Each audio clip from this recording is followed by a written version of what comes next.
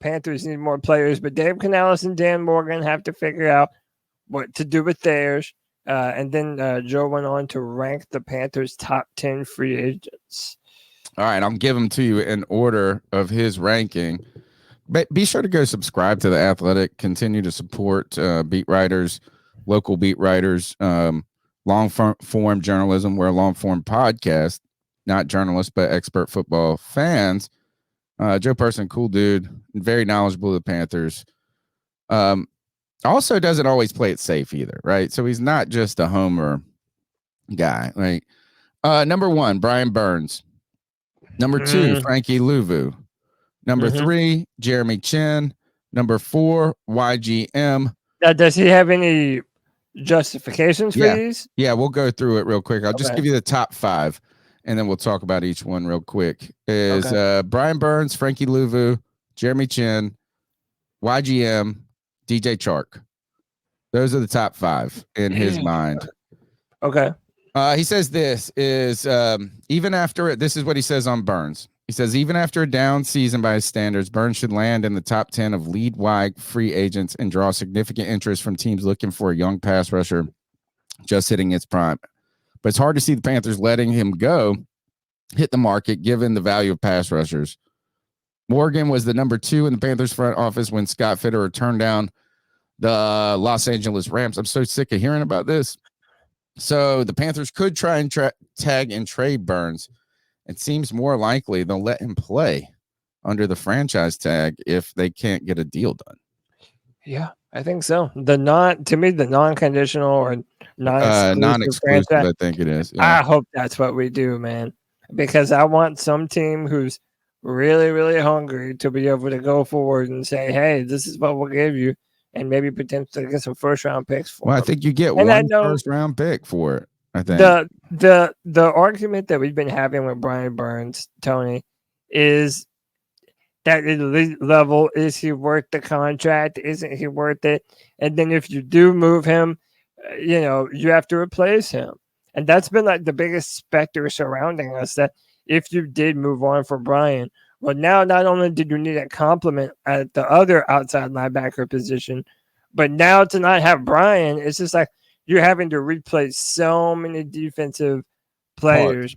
Yeah. I agree. I think the franchise tag is probably the best way to go. Now, number 2, listen, man, Frankie Luvvu has done nothing but be the most consistent player on the Carolina Panthers for 3 years straight, man. I'm sorry. And I know right now we love Derek Brown already. And listen, Derek Brown was great last year. It was great this year. I think we love that for Derek. Consistent. But I would say that Frankie Luvvu, even under Matt Rule and Phil Snow, was one of our best defensive players, man. And the fact that he started his career as an undrafted free agent, dude, I like him. We already have a lot of holes at the linebacking core. I don't want to make another one, and I want to retain that homegrown talent. We are the team that built him up to be the player that he is today. I want Luvu on the team, man. I think, one is my bastard son, White Chocolate Espresso, was trying to make the Panthers old as shit. He says, get Clowney and Floyd. Like, yeah, you know what? That we did that with that 2018 Panthers defense where we got we had Pep on it, I think, which I love Pep. He was still fine. But when we got those, we got Poe. Remember, we got Don Terry Poe, and then we got who was the guy that came from Tampa? Gerald McCoy. Yeah, and we all of a sudden it's like all these big names, and we're like, you know what? And they're just old as shit when they're here. Yeah, but then Kevin's gonna say that both of those dudes were better than Brian Burns, which is fine. And I mean, he's saying this: you can replace 8 sacks. I think the trouble with Brian Burns, or the problem that the Carolina Panthers run into him, is that his prime is dovetailing with a team that isn't very talented. You know, and it kind of just ran out of time.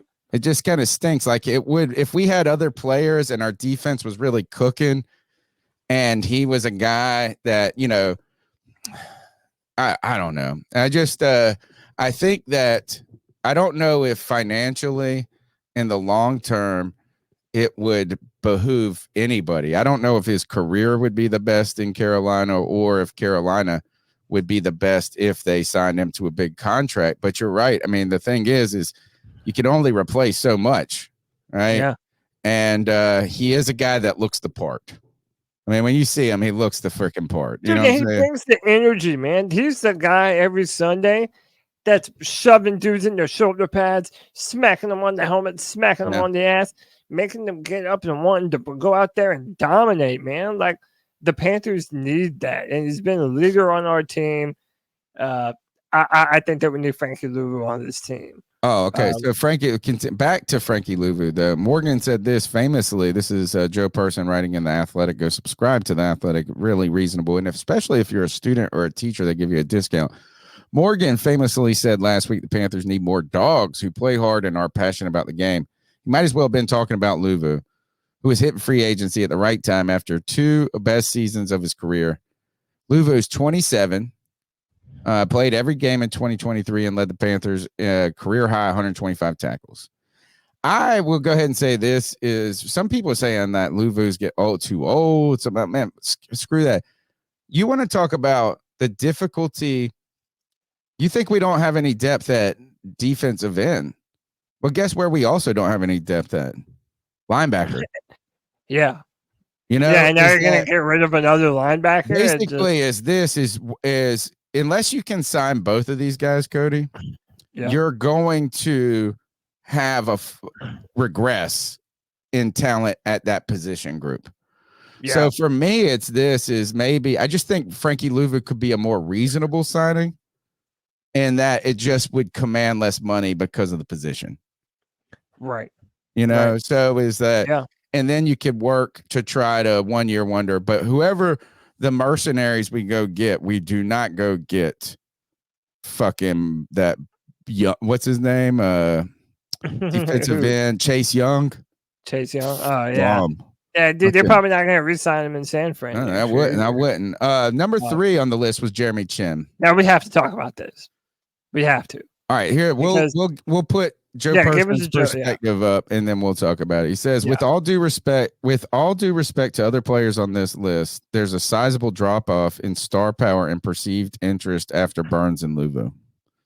True. A couple of years ago, Chinn looked like he was on his way to become an upper tier player after finishing second to Chase Young in 2020 for Defensive Rookie of the Year.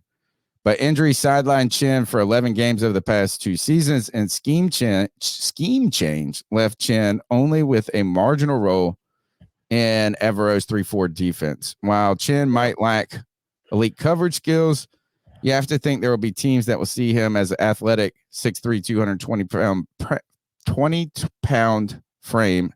His youth, he'll be 26 this year. Ability to play in the box. Envision a role for him. Your thoughts? So, real quick before we shout out to Kev who sent me this. That Spot Rack has Frankie Luvvu listed at $11.2 million in market value next year. Again, that's not too steep for me. That's something I think Luvu has earned that. I'm not crying over spilled milk when it comes to that. So I maintain the same idea. But guys, we have to talk about Jeremy Chinn. And to all the C3 faithful that have been listening to me on this podcast for a long time, knows that I've been down for some position changes, right? I wanted Ikem Ekwonu and still want Ikem Ekwonu to play left guard. Tony, I think that we made the mistake. Yep. With Jeremy Chinn. I agree. I think I know where you're going. Continue. I think 2 years ago, we should have transitioned him to be a linebacker. Yes. Think about what you just read, Tony. 6'3", 220 He's pounds. a little light in the pants for a linebacker. Yeah, but dude, so was Thomas Davis. Like, if you're able to build up the player, if you're able to build up the player and transition him to a new position, I mean, listen, we have a history of it. Thomas Davis literally did the exact same thing. Started as Thomas Davis was 230. So yeah, but do you really think that Jeremy Chinn at 25, 26 couldn't put on another 10 to 15 pounds? I don't necessarily think that the NFL needs that you have to be a heavy linebacker in the NFL anymore. I think you might need one of them, right? Like, I don't think you need 3 linebackers on your team that are 220, right? But if you're going to tell me that Brian Burns can play defensive end at 265, then, and that's okay, when historically defensive ends played at 285, then I believe Jeremy Chinn could play, maybe not middle linebacker, right? I agree with you 100%. If you think he's a liability in coverage, but he's athletic enough to cross the field, right? He's got speed. He's got this. Right. It's just not fair for a guy like him. It's not his attribute. He's not a corner. My thing is let him hunt, because in today's NFL, now that you have these shiftier, faster running backs that are going to force you wide from sideline to sideline, let him be that type of player that just runs back and forth like a Roquan Smith. Roquan Smith also is not a very big linebacker, but the Ravens still value him, and he's one of the best in the NFL.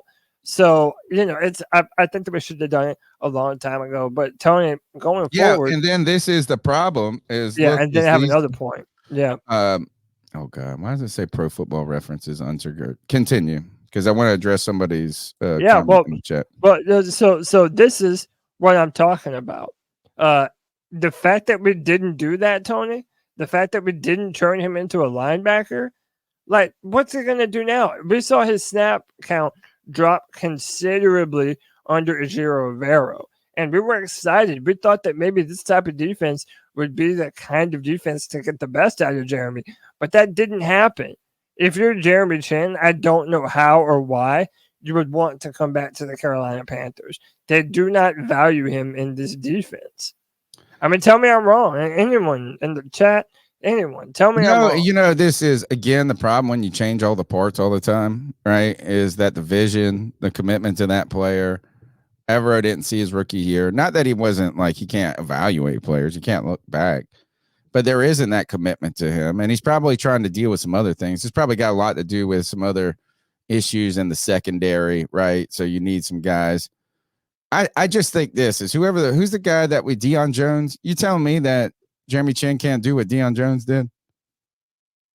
I mean, come on. Yeah. Deion Jones, he played linebacker for us. The guy, it wasn't even that. We cut him, brought him back. Look, here is the thing, is that this, I guess, is where the old hats of football get irritated with the analytics type people. And I saw someone talking about Scott Fitterer's fascination with the RAS score, which I think is unfair. I thought it was Matt Rule that had the fascination with the RAS score. But when you find these athletes, we talked a lot about this when Matt Rule was a coach at Temple, and you're not getting the top recruits, right? You're not getting the top guys, right? Those guys are going other places. So you got to find guys with traits that you can then teach to play positions. So he liked to identify traits and find these athletes. But what you got is a guy that was a tweener, right? Is like, you're like, oh, his best. What did they tell us Jeremy Chinn's best attribute was? That he was multiple. Mm-hmm. It's multiple. Yeah. But you know what his Achilles heel is? That he's multiple. He's not great at anything. He didn't. Yeah, he's a jack of all trades, but a master of none. But I wanted to address the comment. I think it was Dimitri. Maybe who said Dimitri Contos. Thank you for tuning into the show. Smash the thumbs up button. We appreciate everybody's conversation. He says this dude had one good year and has barely played since. And we were talking about this guy like he's an all-pro. I don't really agree with that, is because one is that his first season was so good that it was hard to eclipse that. It's like you're going to regress to the mean. He had probably should have been the defensive rookie of the year. He should have. He was AP number 2, but he's all right. So he had 100. And who won that? Was that Chase Young? Yeah. That's why I say. All right. So listen to. Actually, we could probably put them up if you guys want to see them. I'll share my screen here. A lot of ads up here, though. So Jeremy Chinn's rookie year, he had that monster game against Minnesota where he basically scored more points than the entire offense. He had 2 fumble recoveries and touchdowns. He had 2 fumble recovery touchdowns. That was the big killer. or that's what made him stand out so much. And he played in 15 games. He had 117 combined tackles, 68 solo tackles, 2 tackles for loss. His sophomore year, which he played at free safety, they moved him, or at least that's how he's listed, was not bad. He had 107 tackles that year, 7 more solo tackles. He had 6 tackle for losses. The only thing is he didn't have those 2 touchdowns. Right. So it's like hard when you're so good out the gate. It's hard you regress to the mean. But then he was hurt in 2022. And then this new coaching staff didn't like him in 2023. So I don't think it's just, I understand your point is that, look, there's not enough evidence to say this guy is fucking great. And he can do all this stuff and put him in the Thomas Davis category. Sure. But, Thomas Davis, his career was sidelined by injuries, and it wasn't until the end. People would have called Thomas Davis a bust for a long time had he not had that resurgence after, his 3rd ACL or whatever. It just stinks, Cody, and this was a year of tweeners. The same year you wanted, we got the discount version of your boy. Isaiah Simmons. Yeah. So I don't like this. I mean, it's really hard for these type of players to thrive in the NFL as new coaching staff comes in. A guy like this can fit into a defense where he's like multiple that's already got the parts. But now you're trying to rebuild it. And you're like, what do we fucking do with it? Do we, and I think you're right. I think the commitment should have been to linebacker early on.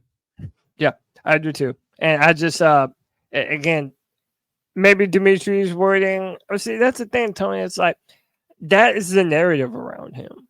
Like, that's what the narrative is now, is that Jeremy Chinn had that one great season. But he had 2 good seasons. Yeah, but like his second season was just as good.